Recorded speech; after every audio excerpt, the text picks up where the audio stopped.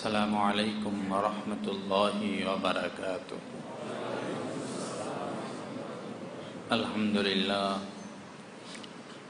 الحمد لله وكفى وسلام على عباده الذين اصطفى.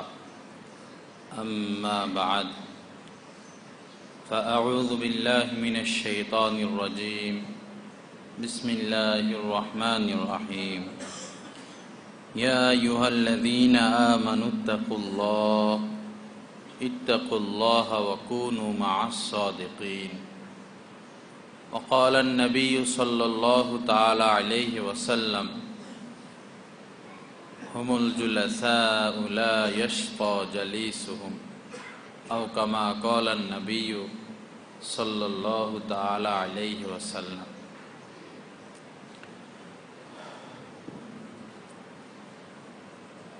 কোন লোকের মনে করুন 10টি সন্তান, তো এরা যেদিকে যায় 10 ভাই একসাথে যায়।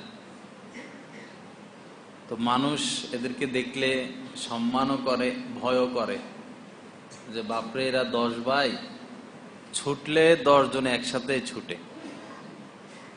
পুরা এলাকা, পুরা গ্রাম, পুরা শহরে তাদের দাপট। 10 ভাই, একটাকে কিছু বললে মৌমাছির মতো 10টা ধরে। কি তাদের সম্মান, কি তাদের পাওয়ার, শক্তি, ঐক্য। তো এই 10 ভাই যদি কোনো কারণে আলাদা আলাদা হয়ে যায়, 10 জন বিচ্ছিন্ন, তো এতদিন তো এলাকার মানুষ তাদেরকে ভয় পাইতো, এখন কি সেই ভয়টা আর পাইবে? এতদিন তারা এই 10 ভাই তাদের দুশ্মনের ক্ষেত্রে একসাথে নামতো, কেউ দুশ্মনী করার সাহস করতো না, নিজেদের মধ্যে দুশ্মনী হতো না। এখন এরা অন্যের সাথে কি দুশ্মনী করবে, অন্যের সাথে কি মোকাবেলা করবে, ভাগ ভাগ হওয়ার কারণে নিজেরাই নিজেদের মাথা ফাটায়। 10 ভাই 10 জনেরই মাথা ফাটায়, নিজেরা নিজেদের দুশ্মন হয়ে গেছে। আল্লাহ আমাদেরকে মাফ করেন। আমাদের মুসলমানদের অবস্থা ঠিক তাই। পাশ্চাত্য বিশ্ব, সেই ইহুদি খ্রিস্টান, তারা চাইছে যে সারা দুনিয়াতে যেন আমরা দাদাগিরি করতে পারি। মুসলমানদের যে ঐক্য, তাদের যে সম্পদ কোরআন, এবং তাদের কাছে আরো যত দুনিয়াবি সম্পদ আছে, তারা তো বিশ্ব তাদের হাতে চলে যাবে। এজন্য তারা নানান কূট কৌশলে আমাদের মধ্যে লাগাইয়া দিছেন, আমাদেরকে ভেজাল লাগাইয়া দিছেন। আমরা নিজেরা শততা বিভক্ত, কেউ ওয়াহাবি, কেউ সুন্নি, কেউ আহলে হাদিস, কেউ মানে নানান দল আমাদের মধ্যে, নানান দল, নানান ফেরকা। এই এত ভাগে আমাদেরকে ভাগ করে দেওয়ার কারণে এখন সেই ইসলামের দুশ্মনরা আমাদের কি ক্ষতি করতেছে সেদিকে আমাদের নজর যায় না। আমরা নিজেরা নিজেদেরকে শেষ করতেছি, নিজেরা নিজেদের সাথেই দুশ্মনী করে শেষ হইতেছি। বহু এলাকা আছে যেখানে ওহাবি, সুন্নি আরো বিভিন্ন বিষয় নিয়ে মারামারি কইরা, খুনাখুনি কইরা, এখন কাফেরদের প্রতিও তাদের এত ঘৃণা নাই। এক ওয়াহাবি আরেক সুন্নির প্রতি, এক সুন্নি আরেক ওয়াহাবির প্রতি যে পরিমাণ ঘৃণা, একজন এক দল আরেক দলকে কাফেরের থেকেও নিকৃষ্ট মনে করে। আল্লাহ আমাদেরকে হেফাজত করেন।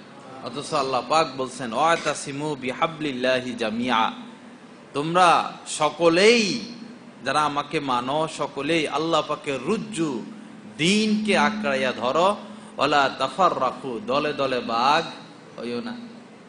এখন আমরা কেউ মাশাআল্লাহ আওয়ামী লীগ, আমরা কেউ বিএনপি, একজন আরেকজনকে দেখলে মনে হয় পারে না, খাইয়া ফেলবে জিন্দা। কেউ জামাতে ইসলাম, কেউ জাতীয় পার্টি, কেউ আহলে হাদিস, কেউ ওয়াহাবি, কেউ বাবা। হযরত থানবী রহমতুল্লাহ আলাইহি লিখছেন, এই যে মুসলমানদের মধ্যে 73 দল হবে, তার মধ্যে এক দল হক আর 72 দল না হক। কিন্তু এই 72 দল সহ এই 73 দলের যত আমগো ফেরকা আছে, যত পার্টি আমরা আছি সকলেই যদি আমরা ঈমান সহ মরতে পারি ইনশাআল্লাহ সকলেই জান্নাতে যাবে। এই কথা শোনার পরে আর আমাকে মধ্যে দলাদলি করার কোনো দরকার আছে? হ্যাঁ, আহা কি আফসোসের বিষয়। এমন এমন বিষয় নিয়ে দলাদলি যেটা শরীয়তের কোনো উল্লেখযোগ্য বিষয় না। আমি এক জায়গায় ওয়াজ করতে গেছিলাম, আমার প্রধান অতিথি হিসেবে নিছি। ওই জায়গায় মার্ডার হয়েছে এই ওয়াহাবি সুন্নি নিয়ে। পরে আমি যাই বলছি, ভাই আমি ওয়াহাবিও আমি সুন্নি, আমি দোনোটা। আপনারা সবাই বসেন, আমার কথা শুনেন। কি নিয়ে আমাদের মধ্যে ইখতিলাফ? ইসলামের ভিত্তি কয়টি? 5টি। কালেমা, এটা নিয়ে ইখতিলাফ আছে? নামাজ, এটা নিয়ে কোনো মতানৈক্য আছে? রোজা, মতানৈক্য আছে? যাকাত, মতানৈক্য আছে? হজ, মতানৈক্য আছে? 5টা আমাদের মেইন বিষয়, এটা নিয়ে তো মতানৈক্য নাই। তো মতানৈক্য কি নিয়ে? জোরে আমিন বলা, রাস্তা আমিন বলা নিয়ে? এটা কি শরীয়তের কোনো জরুরি বিষয়? হ্যাঁ, হাত উপরে উঠানো, এখানে বাঁধা, হাত এখানে বাঁধা, এটা কোনো জরুরি বিষয়? আপনার মন চাইলে আপনি হাতে বাঁধেন না। কেউ যদি বলে যে আমি হাত বাঁধবো না, তার কি নামাজ হবে না? অবশ্যই হবে। এটা তো মুস্তাহাব বিষয় ভাই। মুস্তাহাব বিষয় নিয়ে আমাদেরকে এটা এমন একটা গুরুত্ব জালেমেরা আমাদের মাথায় ঢুকাইয়া দিছে। এখন আমরা কেউ যদি হাত এখানে বাঁধে আমরা হেরে কাফের থেকে নিকৃষ্ট মনে করি, আবার কেউ যে হাত নিচে বাঁধে আমরা হেরে কাফের থেকেও নিকৃষ্ট মনে করি। অথচ আফসোসের বিষয়, এটা একটা মামুলি বিষয়। সিলেটের মধ্যে জর্গা হলে ওয়ালা দলিন আর ওয়ালা দলিন, দোয়াদরে কেউ জলিন বলে আর কেউ বলে দলিন। এইটা নিয়ে মানে খোনাখুনি। পরে এক লোক বলতেছে, ভাই আপনি দলিনের দল না জলিনের দল, কোন গ্রুপের? পরে বলছে, ভাই আমি তো নামাজে পড়ি না। এই নামাজে পড়ে না, হেরে জিজ্ঞেস করে দলিন না জলিন। এমন আশ্চর্যকর বিষয়। ওয়াহাবিওয়ালারা সুন্নিওয়ালার সাথে আত্মীয়তা করে না, সুন্নিওয়ালারা ওয়াহাবিওয়ালাদের সাথে আত্মীয়তা করে না। হ্যাঁ, যারা মানে খুব প্রসিদ্ধ রাজনীতিবিদ, তারা এক পার্টি আরেক পার্টির সাথে আত্মীয়তা করে না, দেখতে পারে না। অথচ এক মুসলমান আরেক মুসলমানের সাথে 3 দিনের বেশি যদি কথা বন্ধ রাখে, তো কত মস্ত বড় গুনাহ, গুনাহে কবিরা। তো কিসের কারণে আমরা কথা বলা বন্ধ রাখতেছি? কাল কিয়ামতের ময়দানে এমন হবে যে একজন আরেকজনের জন্য সুপারিশ করবে, একজন আরেকজনের জন্য সুপারিশ করবে। এই করতে করতে দেখা যাবে যে আর তেমন বাকি নেই, সবাই জান্নাতে ঢুকে যাইতেছে, সবাই জান্নাতে ঢুকে যাইতেছে।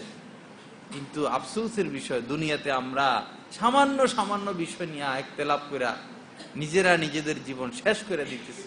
আফসোস। এই ইখতিলাফ, এই মতানৈক্য হইতো না। এটার কয়েকটা কারণ আছে, আপনারা যদি বোঝার চেষ্টা করেন বুঝবেন ইনশাআল্লাহ। দেখুন, আগে বুখারী শরীফ বাংলা হইতো না, বুখারী শরীফ বাংলা ছিল না। এক সময় কোরআন শরীফও বাংলা পাওয়া যাইতো না।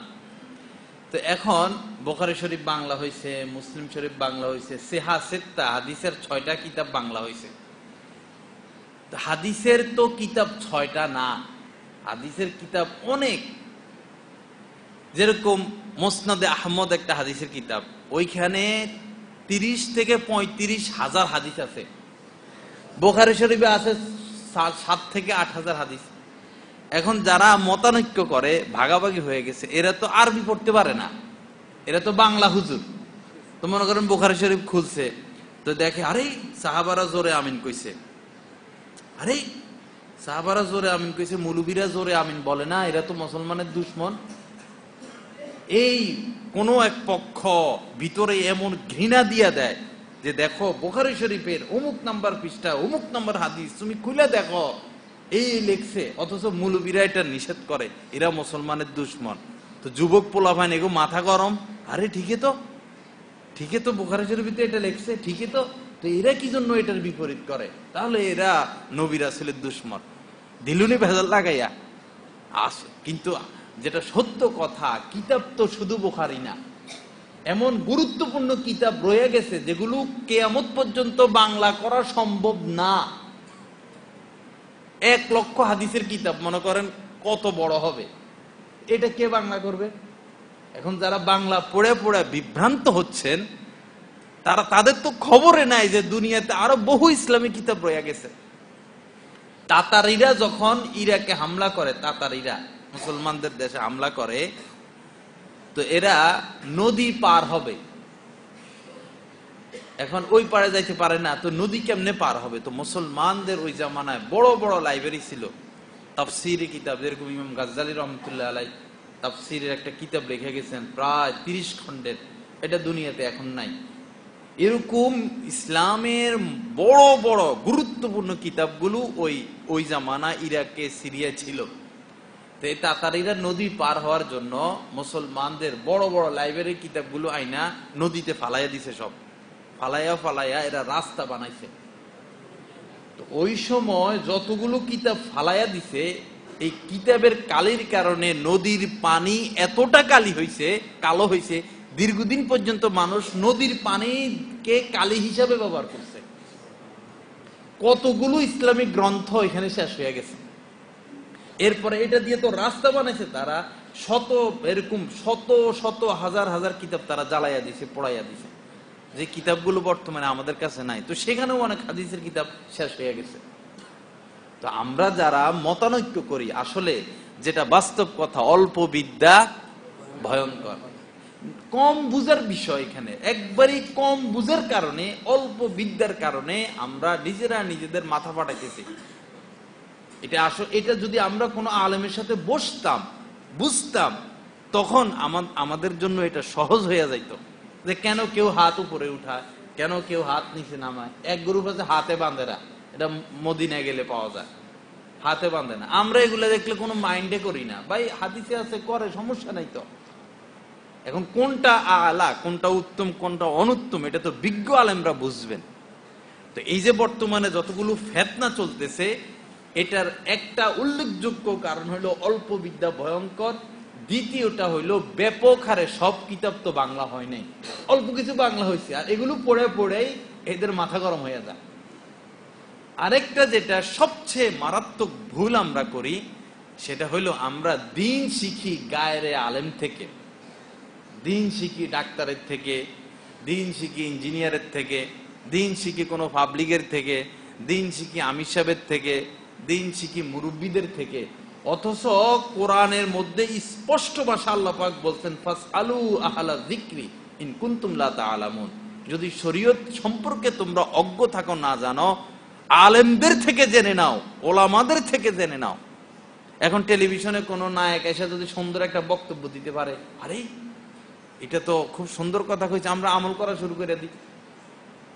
কোনো একজন লোক এসে সুন্দরভাবে একটা উপস্থাপন করছে, আমরা এটারে ভালো জিনিস বলে আমল করা শুরু করে দিই। এখন কি ইসলামের দুশমন না ইসলামের পক্ষে? আমি এত ছোট জ্ঞানের মানুষ, আমার তো এটার খবর নাই। ঢাকা ভার্সিটির এক ডাক্তার, বড় প্রফেসর, বই বাইর করছে একটা, যে কোরআন শরীফ ওযু ছাড়া ধরা যায়। সে দলিল আনছে বিভিন্ন জায়গা থেকে, ওই যে বাংলা পড়ে পড়ে বিভিন্ন জায়গা থেকে দলিল আইনা মোটা বই লিখছে, কোরআন শরীফ ওযু ছাড়া ধরাও যাবে, পড়াও যাবে। তো পড়া যাবে এটা তো আমরা বলি, ধরার ব্যাপারে তো আল্লাহ পাক বলছেন লা ইয়ামাসসুহু ইল্লাল মুতাহহারুন, পবিত্র ব্যক্তি ব্যতীত এই কোরআন ধরতে পারবে না। তো এখন এই লোক বাংলা লিখছে, সে লেকচার দেয়, এখন শত শত মানুষ তারে অনুসরণ ফলো করতেছে, শত শত মানুষ। তো সহজ কথা আমার বাবা, আমাদের মধ্যে হাজারো যে বিভ্রান্তি, বর্তমানে সমস্ত বিভ্রান্তি নিরসন হয়ে যাবে আমরা যদি আকাবেরে দ্বীন, বিজ্ঞ ওলামায়ে কেরাম থেকে দ্বীন শিখি, বিজ্ঞ ওলামায়ে কেরামের পরামর্শ মোতাবেক যদি চলি, তা আমাদের মধ্যে কোনোই মতানৈক্য থাকবে না। আল্লাহ আমাদেরকে বুঝার তৌফিক দান করেন। এই হচ্ছে বড় সমস্যা, সবচেয়ে বড় সমস্যা। মনে করুন আপনি ডাক্তার, এলাকার মধ্যে ফার্মেসি যারা চালায় তারাও ডাক্তার, যারা নরমাল কোনো ট্রেনিং দিছে তারাও ডাক্তার, এরাও ডাক্তারি করে। আর ঢাকা মেডিকেল পিজির ডাক্তারও, প্রফেসর, তারাও ডাক্তার। এখন ডাক্তারি বিদ্যার মৌলিক বিষয় নিয়ে কথা কে বলবেন? যারা ফার্মেসি চালায় তারা তো বড় বড় প্রফেসরদেরকে ফলো করবে। এবং সাধারণ মানুষ কি ফার্মেসি আলাদেরকে ফলো করবে, না বিজ্ঞ ডাক্তাররা যেটা বলে সেটা ফলো করবে? কোনটা ফলো করবে? প্রফেসরদেরকে ফলো করা উচিত না আমাদের? যারা সরকারি, যারা অভিজ্ঞ, ভাগলপুর হাসপাতালে যারা প্রফেসর, মানুষ তো তাদেরকে ফলো করবে। কিন্তু আফসোসের বিষয়, এইগুলো আমরা ভালো বুঝি, কিন্তু দ্বীনের ক্ষেত্রে পাবলিকও একটা কথা কইলে আমরা এটা বিশ্বাস করে বসি। দ্বীনের মূল্য আমাদের অন্তরে নাই। দ্বীনের কথা যার তার থেকে শোনা যাবে না। দ্বীনের বিষয়ে যদি গুরুত্বপূর্ণ বিষয় নিয়ে কেউ কথা বলা শুরু করে, টেলিভিশন হোক, ওয়াজ মাহফিলে হোক, হ্যাঁ, যদি কেউ বলা শুরু করে, আমরা এগুলো শুনবো না। আমরা বিজ্ঞ আলেমদের থেকে বুঝে এরপরে আমরা এটার উপর আমল করব।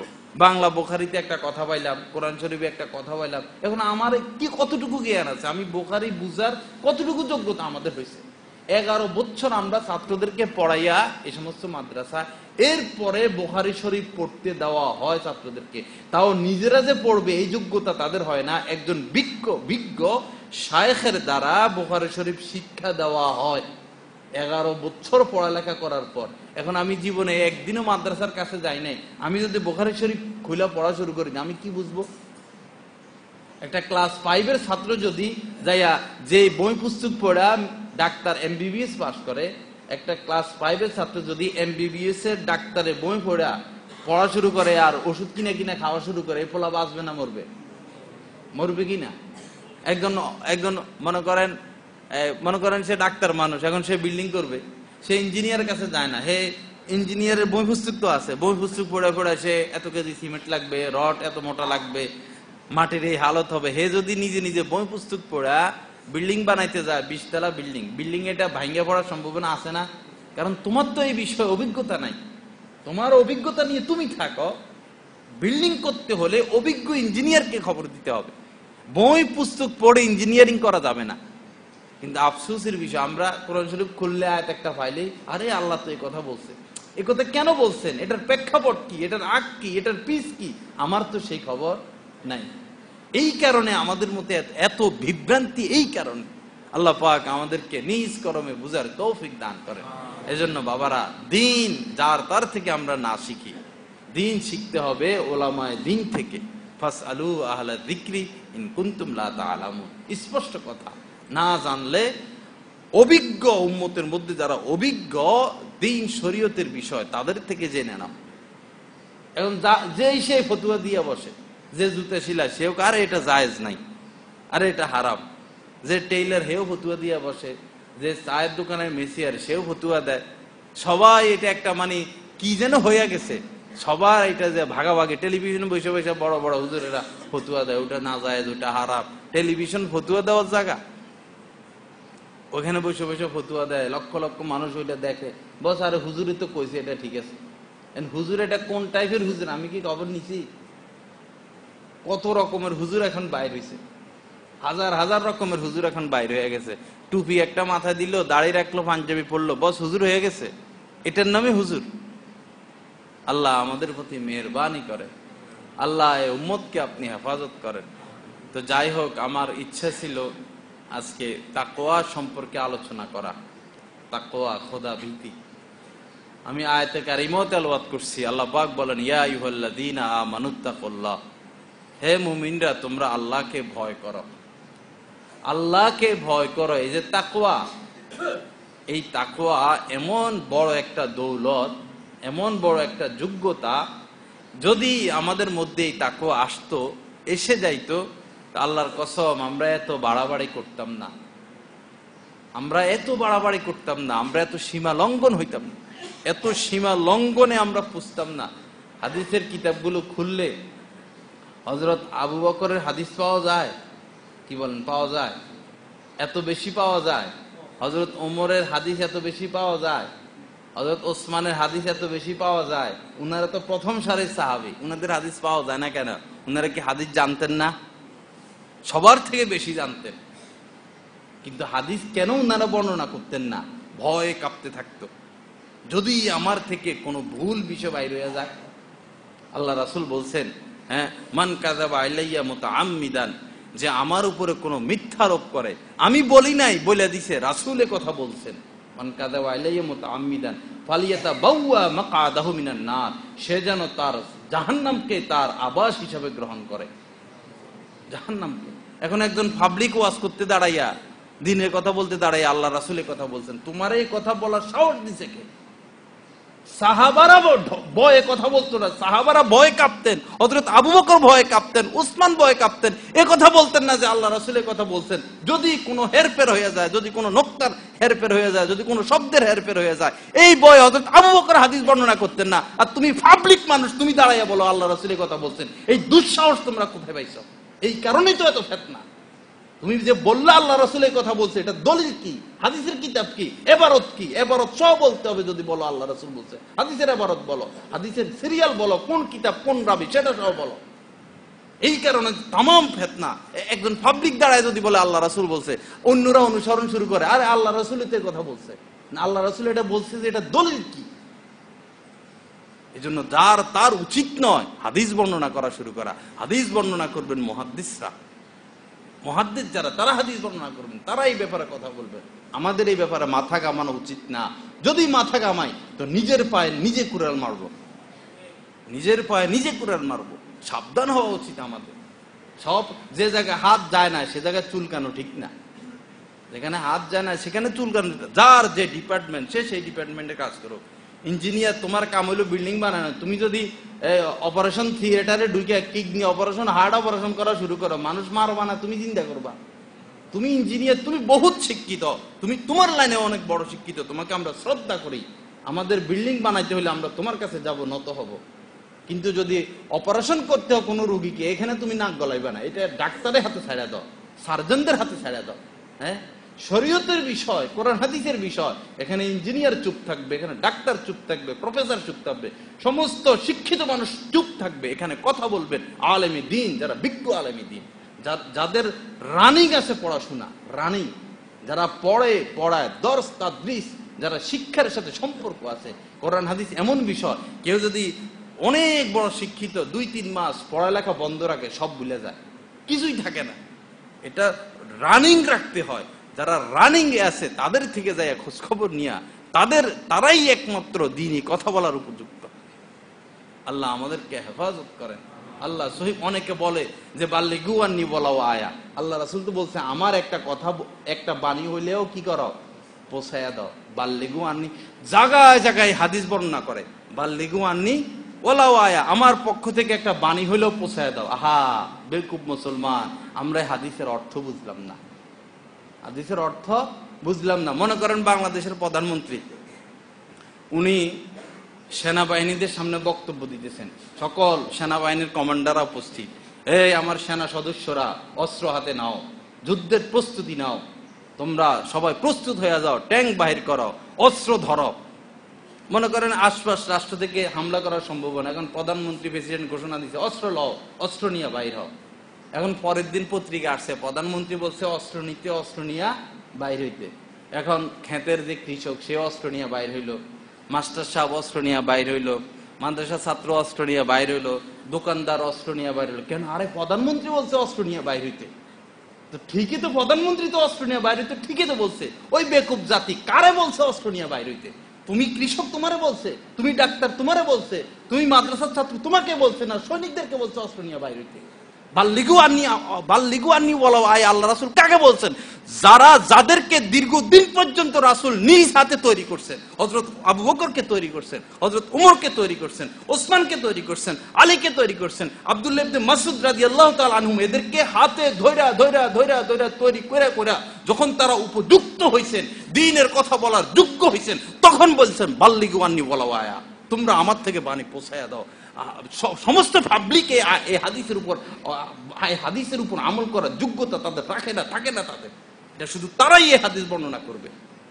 এখন আমরা তো হাকিকত জানি না, আমরা তো ঘটনা পড়ি নাই, আমরা তো ইতিহাস জানি না, আমরা তো শানে উরুদ শানে নুজুল জানি না। হাদিস কাদেরকে বলছে? বস পাইছি, বাংলা পাইছি বুখারী শরীফের মধ্যে, ফাজাইলের মধ্যে বাংলা পাইয়া গেছি, মুনতাকাবে বাংলা পাইয়া গেছি, কোন বই পুস্তকে বাংলা পাইয়া গেছি। আরে আল্লাহ রাসূল তো বলছে প্রচার করে দিতে। কাকে আল্লাহ রাসূল বলছে এই কথা? তাদের যোগ্যতা কি ছিল? আমরা তো এটা হাতাইয়া দেখলাম না। এই কারণে দ্বীনের এই সর্বনাশ হয়ে গেছে, এই সমস্ত কারণে। আল্লাহ আমাদেরকে হেফাজত করেন। যদি প্রধানমন্ত্রীর এই কথা মানে না, ঘরে ঘরে সবাই অস্ত্র নিয়ে বাইরে হয়ে যায়, কি অবস্থা হবে দেশের? কন্ত কি পরিস্থিতি হবে? এই জন্য আমার বন্ধুরা, আল্লাহকে ভয় করা উচিত, আল্লাহকে ভয় করা। ইত্তাকুল্লাহ, আল্লাহ পাক বলছেন আমাকে ভয় করো, সর্ব জায়গায় আমাকে ভয় করো, ইত্তাকুল্লাহ ওয়া কুনু মা'আস সাদিকিন, এবং যারা আমার সাদেক বান্দা, যারা আমার একনিষ্ঠ প্রেস, যারা আমার বান্দা, যাদের জীবন শুধু আমার জন্যই, এরকম বান্দাদের সাথে সুসম্পর্ক কায়েম করো, তাদের সাথে উঠা বসা করো। অন্য আয়াতে হাদিসের মধ্যে আল্লাহ রাসূল বলছেন ওয়ালা তুসাহিব ইল্লা মুমিনা, মুমিন ব্যতীত কাউকে বন্ধু রূপে গ্রহণ করবা না, মুমিন ব্যতীত কাউকে বন্ধু রূপে গ্রহণ করবা না। আল্লাহ রাসূল নিষেধ করছেন ওয়ালা তুসাহিব, কাহর সাথে উঠা বসা করবা না, বন্ধুত্ব রাখবা না মুমিন ব্যতীত। দুনিয়ার জরুরতে যাইতে হবে, আসতে হবে, জরুরত ছাড়ানো, কিন্তু অন্তরঙ্গ বন্ধু যার সাথে আমি দিন রাত সময় দিব, সে অবশ্যই মুমিন হইতে হবে। কারণ সৎসঙ্গে স্বর্গবাস, অসৎসঙ্গে সর্বনাশ। খারাপ লোকের সাথে বন্ধুত্ব করলে খারাপই আমার ভিতরে আসবেই, আর ভালো লোকের সাথে বন্ধুত্ব করলে আমি খারাপ হইতে পারি, ভালো আমার ভিতরে আসবেই। আল্লাহ রাসূল উদাহরণ দিয়ে বুঝিয়ে দিচ্ছেন, কেউ যদি আতরের দোকানে যায়, সে আতর লাগাক বা না লাগাক, আতরের কিছু ঘ্রাণ তার নাকে লাগবে। কেউ যদি কামারের দোকানে যায়, কামারের হাতুড়ি, দা, সেনি এগুলো ধরুক না ধরুক, কিছু ধোঁয়া হইলেও এই লোকের নাকে ঢুকবে। আল্লাহ রাসূল বুঝাইতে চাইতেছেন এমনই ভাবে কেউ যদি কোনো ভালো মানুষের সাথে সম্পর্ক করে, সেই খারাপ হোক, ভালো মানুষের সাথে সম্পর্ক করলে, তার সাথে উঠা বসা করলে ভালোর কিছু আসর তার ভিতরে ঢুকবে। আর কেউ যদি খারাপ মানুষের সাথে উঠা বসা শুরু করে, ওই খারাপ লোকের খারাপই তাকে একদিন না একদিন গ্রাস করে শেষ করবেই। আল্লাহ আমাদেরকে মাফ করেন, আল্লাহ সহি বুঝ দান করেন। এজন্য আসুন বাবারা, আমরা পূর্বে ফিরে যাই, আমরা এই কথার উপর আসি যে আমরা সবাই মুসলমান, আমরা বিভেদ ভুলে যাই, আমরা মারামারি ভুলে যাই। আমাদের নাম কোরআনে ওহাবি রাখে নাই আল্লাহ, আমাদের নাম কোরআনে সুন্নি রাখে নাই আল্লাহ, আমাদের নাম কোরআনে শিয়া রাখে নাই আল্লাহ, আমাদের নাম কোরআনে আহলে হাদিস রাখে নাই আল্লাহ, আমাদের নাম কোরআনে রাখছেন সাম্মাকুম। এই দুনিয়ার মানুষ, আমার যে খলিল ইব্রাহিম, এই ইব্রাহিম সাম্মাকুমুল মুসলিমিন, তোমাদের নাম রাখছে মুসলমান। আমাদের নাম কি রাখছে কোরআনে? মুসলমান। আমরা সবাই মুসলমান। এই বাণীর দিকে আমরা আসি, সব বিভেদ আমরা ভুলে যাই। হ্যাঁ, এগুলো ইহুদি খ্রিস্টানদের ষড়যন্ত্র, এগুলো আমরা বুঝবো না, আমাদের জ্ঞান অতটুকু ঢুকে নাই। এই যে রয়্যাল প্লগ লাগায়, যে ওই যে রয়্যাল প্লগ প্যাঁচ দিলে এটা টাইট হয়, কি এক আশ্চর্য বিষয়। পরে একজন একদিন বলতেছে যে এটা বাঙালির বুদ্ধি না, এটা চায়না বুদ্ধি হবে। রয়্যাল প্লগ চায়না বুদ্ধি, ওদের বুদ্ধির সাথে আমরা কুলাইয়া উঠতে পারবো না। ওরা মানে ওদের ষড়যন্ত্র একবার এরকম হয়েছে, আরব বিশ্ব এক হয়ে গেছে, আমরা পাশ্চাত্য বিশ্বের কাছে তেল বিক্রি করব না, ইউরোপ আমেরিকা আমরা তেল বিক্রি করব না, সবাই তেল বিক্রি করা বন্ধ করে দিছে।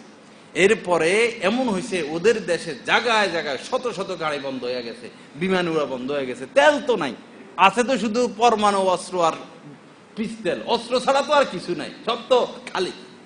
পরে হেরা কৌশল করছে যে না, মুসলমানদের মধ্যে যেন কখনো ঐক্য না হয়, মুসলমানদের জন্য যেন ঐক্য না হয়, এই ঐক্য যেন মুসলমানদের মধ্যে না হয়। হাজারো ষড়যন্ত্র তারা করছে। এর মধ্যে উল্লেখযোগ্য হলো ইহুদিদেরকে ফিলিস্তিনে আইসা বসার সুযোগ দিয়ে দিছে, ইহুদিদেরকে আইনা বসার সুযোগ দিয়ে দিছে। এই জালেমেরা এই জায়গায় বৈশা বৈশা যত ষড়যন্ত্র আছে সব করে।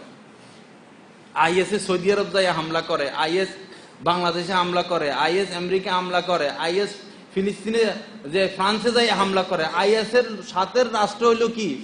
ইসরায়েল, মুসলমানদের প্রধান দুশ্মন। আইএস এ একটা কি বেলুনও ফুটাইতে পারলো না যায় ইসরায়েলের, কি ভাই এটা আমাদের মাথায় কখনো আসছে? আইএস সারা জায়গায় যায় শুধু হামলা করে। মুসলমানদের দুশ্মন হলো ইসরায়েল। ওই দেশে তো একটা পাবলিকও মারতে আমরা দেখলাম না।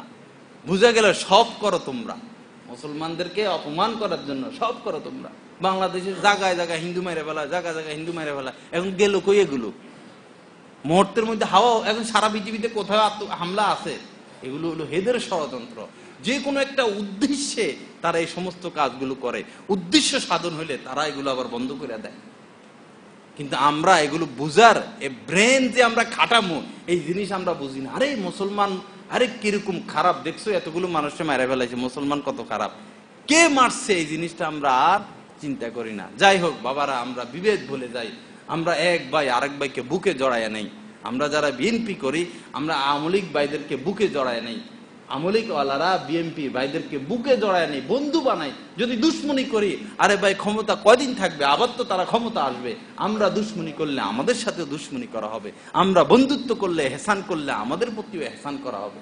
আমরা নিজেরা সমস্ত বিভেদ ভুলে যাইয়া আল্লাহ পাকের এই আয়াতের দিকে আসি, ওয়াতাসিমু বিহাবলিল্লাহি জামিয়া ওয়ালা তাফাররাকু, তোমরা এক হয়ে যাও, এক হয়ে যাও। ওয়ালা তাফাররাকু, ভাগ ভাগ হইও না, খন্ড খন্ড হইও না, ভাগ ভাগ হইও না। আমাদের নাম মুসলমান, আমরা কালিমার ক্ষেত্রে এক, রোজার ক্ষেত্রে এক, নামাজের ক্ষেত্রে এক, কোরআনের ক্ষেত্রে এক, নবীর ক্ষেত্রে এক, সমস্ত ক্ষেত্রে এক। হজ করতে গেলে কি আমরা আলে হাদিসদের জন্য আলাদা কাবা আছে, ওয়াহাবিদের জন্য আলাদা কাবা আছে, জামাত ইসলামের জন্য আলাদা কাবা আছে? হজ করতে গেলে তো মক্কায় যাই, যাই তো ওইখানে আমরা তাওয়াফ করি নাকি? না, হজের জন্য আলাদা জায়গা হয়ে গেছে। সবই আমাদের ঠিক আছে, কিন্তু বিভ্রান্তি সৃষ্টি করে রাখছে কম বুদ্ধির কারণে এবং ওলামায়ে কেরাম থেকে দ্বীন না শিখার কারণে। আল্লাহ নিজ করমে আমাদেরকে, আমাদের মধ্যে সেই যে আমাদের ঐতিহাসিক যেই স্বর্ণ যুগ ছিল, মুসলমানরা এক ভাইয়ের ন্যায় মুসলমানরা, সেই পথে আমাদেরকে ফিরে যাওয়ার তৌফিক দান করেন। মুসলমানরা, আল্লাহ রাসূল বলছেন, সমস্ত মুসলমান একটি দেহের মতো, সমস্ত মুসলমান একটি দেহের মতো। দেহে যদি কেউ চোখে আঘাত পায়, পুরা দেহে ব্যথা হয়। পায়ে যদি আঘাত পায়, পুরা শরীরে আঘাত পায়। মাথায় যদি আঘাত লাগে, পুরা দেহ আঘাতপ্রাপ্ত হয়ে যায়। এমনই ভাবে বিশ্বের যে কোনো আনাচে কানাচে যদি কোনো মুসলমান আঘাতপ্রাপ্ত হয়, ক্ষতি হয়, নিহত হয়, আহত হয়, সমস্ত মুসলমানের অন্তরে এটার আঘাত লাগা উচিত। এক হিন্দু সিলেটে, এক হিন্দু বেচারা এক মুসলমানের হাত কেটে ফেলছিল। কিসের কারণে? গরু জবাই করছে, এই অপরাধে। সেই ইয়েমেন থেকে হযরত শাহজালাল রহমতুল্লাহ চলে আসছে এটার প্রতিশোধ নেওয়ার জন্য, ইয়েমেন থেকে। আর আমাদের পাশে 4-5 লক্ষ মাইরা শেষ। মারছো, মারো, গুলি করে মারে ফেলো। তোমাদের যদি রোহিঙ্গা রাখতে মন না চায়, গুলি করে মারে ফেলো। এরকম অত্যাধুনিক পদ্ধতিতে মানুষ মারা, এটা তো পৃথিবীর ইতিহাস আর ঘটে নাই। ঘটছে আর কখনো? কন, অত্যাধুনিক পদ্ধতি। আশ্চর্য ব্যাপার। এই সমস্ত বুদ্ধি এই জালেমদের মাথা আসলো কোথায় থেকে? মারতে মন চাইছে, মারে ফেলো, মুসলমান শহীদ হয়ে যাবে, জান্নাতে চলে যাবে। হ্যাঁ, তিলকাল আইয়ামু নুদাবিলুহা, তিলকাল আইয়ামু নুদাবিলুহা, এই দিনও দিন নয়, আরো দিন আছে। আজ তোমরা মায়েরা শেষ করতেছ, এটার পরিবর্তন ঘটবে। শুধু যে মুসলমান মায়ের খেয়ে যাবে তা না, মুসলমানদেরও বিজয় হবে। তিলকাল আইয়ামু নুদাবিলুহা বাইনান নাস, আল্লাহ পাক এটা পরিবর্তন ঘটান। নদীর মধ্যে ঢেউ হয়, জোয়ারও হয়, নদীর মধ্যে ভাটাও আসে। আল্লাহ আমাদেরকে হেফাজত করুন। তো আসুন আমরা এক প্ল্যাটফর্মে আসি, আমরা সকলে গায়ে গায়ে, কাঁধে কাঁধ মিলিয়ে সমস্ত বাধা, সমস্ত বিভেদ ভুলে যায়। আমার মনে একটুও কষ্ট লাগে না যদি কেউ বলে আমি অমুক দল, আমি অমুক দল, আমি এটা। আমি তো খুশি হয়ে যায়, ভাই ঈমান তো আছে, মুমিন তো, জান্নাতে যাই তো একসাথে থাকবো, তো অসুবিধা রাখি। কিন্তু আফসোসের বিষয়, এক ইসলামী দল আরেক ইসলামী দলকে সহ্য করতে পারে না। এক পীর আরেক পীরকে সহ্য করতে পারে না। পীর আলারা তাবলিগওয়ালাদের কথা শুনলে মাথা গরম হয়, তাবলিগওয়ালারা পীর আলাদের কথা শুনলে মাথা গরম হয়। আরে ভাই, সবাই তো দিনের কাজ করতেছে, মাথা গরম করেন কেন? আপনাদের তো খুশি হওয়া উচিত। হ্যাঁ, খুশি হওয়া উচিত, সবাই দিনের কাজ করতেছে, বুকে জড়ায় নি ভাই, এটা আমার কাজ, আমি তো একা সব করা সম্ভব না। যে যেভাবে সম্ভব করতেছে, আমার তো সাপোর্ট দেওয়া উচিত, বিরোধিতা করা তো উচিত না। আল্লাহ আমাদেরকে হেফাজত করেন, প্রশস্ত মন আল্লাহ আমাদেরকে দান করেন। দিলটাকে প্রশস্ত করতে হবে, মনকে প্রশস্ত করতে হবে। আকাশের চেয়েও আমাদের দিলকে আমরা প্রশস্ত করতে হবে। একটা হাদিস বলেই আমার আলোচনা শেষ করতেছি। আল্লাহ পাক বলেন, আল্লাহ রাসূল বলেন, মা আহাব্বা আব্দুন আবদান লিল্লাহি, কোন বান্দা যদি অপর বান্দাকে কেবল আল্লাহর জন্যই মহব্বত করে। কার জন্য? আল্লাহর জন্য। এখন যারা ওয়াহাবি, এরা আল্লাহর বান্দা না? সুন্নি আল্লাহর বান্দা না? জামাত আল্লাহর বান্দা না? আমলিক আল্লাহর বান্দা না? বিএনপি আল্লাহর বান্দা না? আহলে হাদিস আল্লাহর বান্দা না? আল্লাহ কি ভাগ ভাগ করছে? আল্লাহ রাসূল বলতেছে, মা আহাব্বা আব্দুন আবদান লিল্লাহি, কোন বান্দা যদি অন্য বান্দাকে কেবল আল্লাহর জন্য মহব্বত করে, ঈমান আছে এই খাতিরে মহব্বত করে, হ্যাঁ, ইল্লা আকরামা রব্বাহু আযজা ওয়া জাল্লা, সে তো আল্লাহর বান্দাকে মহব্বত করলো না, বরং সে তার রব প্রতিপালককে সম্মান করলো, প্রতিপালককে সম্মান করলো।